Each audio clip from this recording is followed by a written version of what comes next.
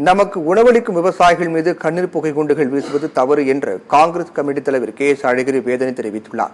டெல்லியில் போராடும் விவசாயிகளுக்கு ஆதரவாகவும் மத்திய அரசை கண்டித்தும் கடலூர் மாவட்டம் சிதம்பரம் மேலவீதி பெரியார் சிலை அருகே விவசாயிகள் கண்டன ஆர்ப்பாட்டத்தில் ஈடுபட்டனர். இதில் தமிழ்நாடு மாநில காங்கிரஸ் கமிட்டி தலைவர் கே எஸ் அழகிரி கலந்து கொண்டார்.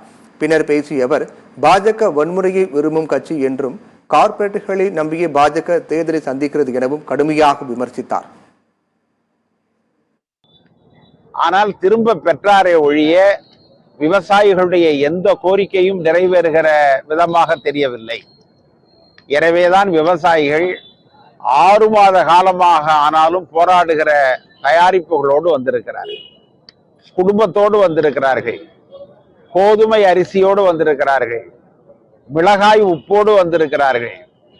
எல்லாவற்றையும் கொண்டு வந்து இன்றைக்கு அவர்கள் பஞ்சாப் எல்லையில, ஹரியானா எல்லையில, டெல்லிக்கு மிக அருகில் அமர்ந்து போராடுகிறார்கள். அமைதியான போராட்டம்.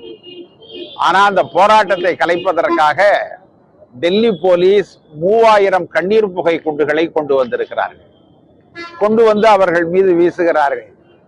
குண்டுகளை வீசினா கூட அவர்கள் தொடர்ந்து அங்கே அமர்ந்து காந்திய வழியில, வன்முறையற்ற வழியில தங்களுடைய போராட்டத்தை நடத்துகிறார்கள். மோடி அரசு இதற்கு பதில் சொல்ல வேண்டும்.